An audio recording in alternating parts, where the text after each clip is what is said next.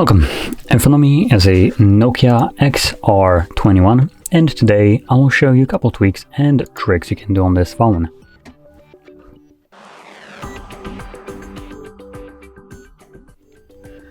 So let's just get straight into it. Now, I'll be completely honest, these won't be very glamorous, but this phone isn't necessarily boasting any kind of like great features, so I guess we need to tone down our expectations to the stock Android.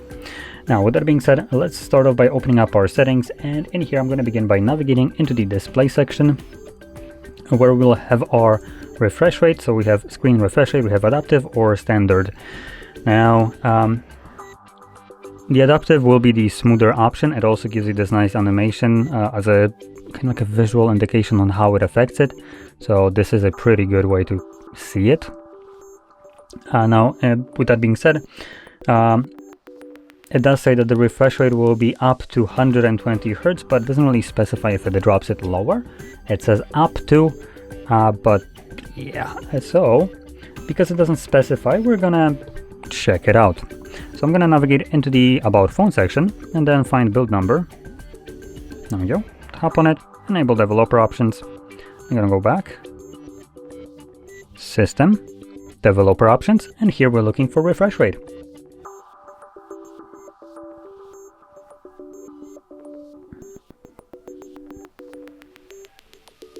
Oh, there we go. Show refresh rate. 120. 60. So it does drop down to 60, nothing really lower than that. I did expect that, but it's still nice that it changes it. I'm going to keep it on the screen just so you can kind of see how that works. So whenever you start doing anything on the screen, it automatically switches to 120, and then once it's done, or once it thinks that you're not going to be moving, maybe you're reading something, it drops it down to 60 to preserve a battery. Now, going back to the display and refresh rate, you also have the other option, the standard.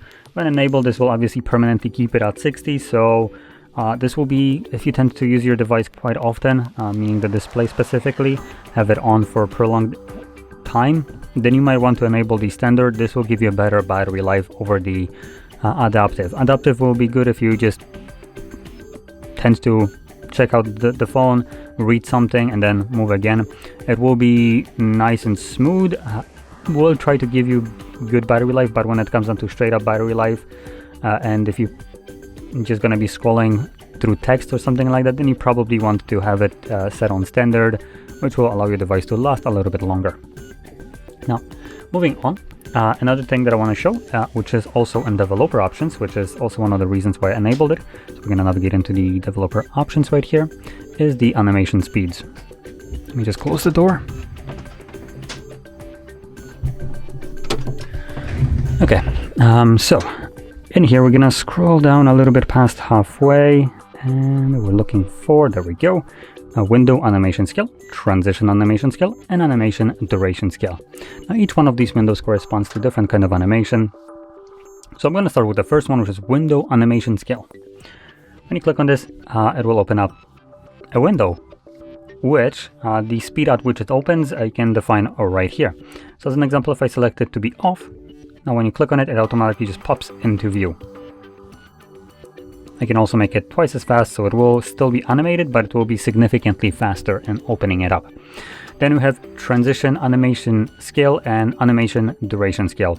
So I would probably be changing these both together. They do correspond to a couple different animations. So one of them would be, for instance, representing the animation of closing and the swipe out, recent, zooming in, swiping to the other page where the page just kind of like swipes away. So yeah, these all will correspond to the two settings will correspond to a bunch of these animations right here that you just seen. So I recommend changing it to half the speed, or maybe even off if you want to have like instantaneous changes. Though with off animations, some things might be a little bit janky, because for instance, when you go into here, like the recent, when you let go, it does zoom out. Without animation, just kind of like glitches and just pops straight into this kind of view, even though it is defined in a way where you were holding it. So like I said, off might look sometimes a little bit odd, but still, it will be quicker without animations, and for the best result I recommend changing it to half speed, which is the 0.5. Now, moving on, we can navigate, or we can go to the, let me just quickly go back to the main settings. We can go to accessibility, if we can find it. There we go, accessibility. And then we can navigate to system controls, and that's where we will find our system navigation. Now it is in a very weird place. So if you were planning to change your navigation style, maybe from buttons to gestures or vice versa, that is where you can find it. Now typically it will be located somewhere easily accessible. Accessibility settings, contrary to the belief, doesn't usually contain most of the settings that typical person will be looking for. So anyway, that's where we have our navigations. I will be sticking with gesture navigation, but we also have this little gear icon right here, which in here it will allow you to select the sensitivity of a back gesture, so this one. So as you can see, when you swipe from the edge, it just shows you this arrow. Now when you start swiping either one of them, it will show you this blue bar. There we go. And this defines where your finger needs to start off from and swipe out for the gestures to be registered as a gesture and not like a swipe to the side. So if you have a problem where you just swipe from the side and it doesn't really recognize the gesture, you can increase the sensitivity to high as an example, and this will now be more sensitive, so you can be a little bit more inaccurate with the gesture. But it's a double-edged sword, so you might be trying to scroll through pictures as an example to the side, and you'll just grab the screen and this will go back. So just keep that in mind. Now, moving on to the next option, it's going to be the wallpaper and style, or that's how the section is called. So we're going to go back to the main settings, scroll up, and we have it right under the display. So here we have obviously the wallpaper, but let's not just touch upon that. We have a couple more interesting options below that. So we have, for instance, color scheme for the device. So these little colors right here. So all of these, the bubbles and all that stuff.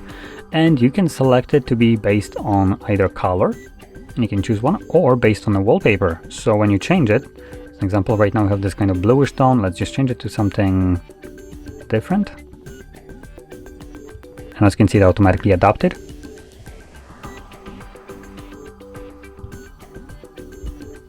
I'm going to change it to both. So now you can see that instead of blue, it's more on a reddish tone, or pinkish to be honest.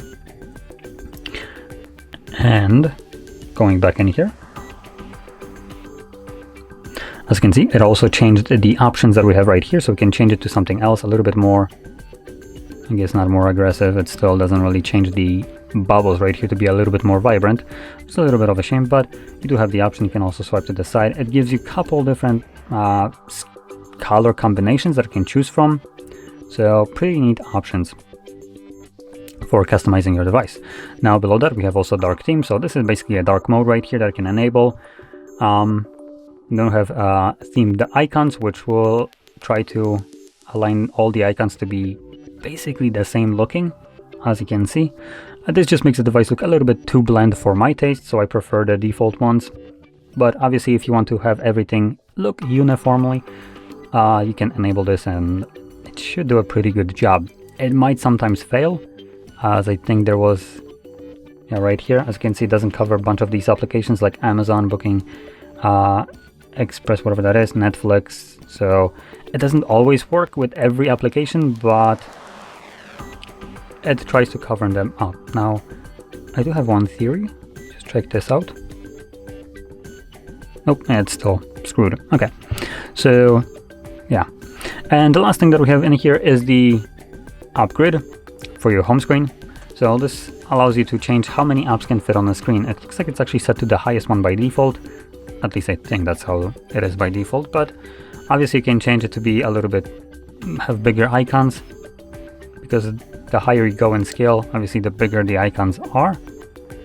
So for elderly people, you probably might want to change it to something like this, but for the typical person, I personally prefer the smallest one.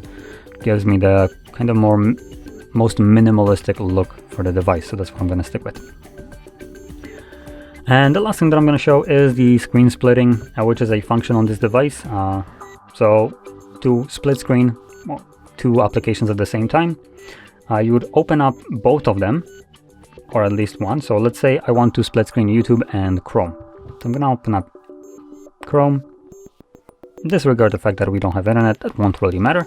So now we can go to Recent, tap on the app icon, and we have split screen. Whenever you split screen the first application, it will always go to the top. And from there you can choose application from your recent, or you can just swipe home, or apparently not. Still gonna check it out. Yeah, so it looks like both applications actually need to be open at the same time, and then you pick both of them. So that's how you would do it. Prior, you would be able to go home and it would still keep the already split screened open application still visible here, and you could just open up any kind of application from your home screen, but it looks like that doesn't seem to work like this on this specific device. But anyway, from here you can use basically both applications at the same time. Wow, that was quick. Anyway, so that would be it. Now, anyway, if you found this video helpful, don't forget to hit like, subscribe, and thanks for watching.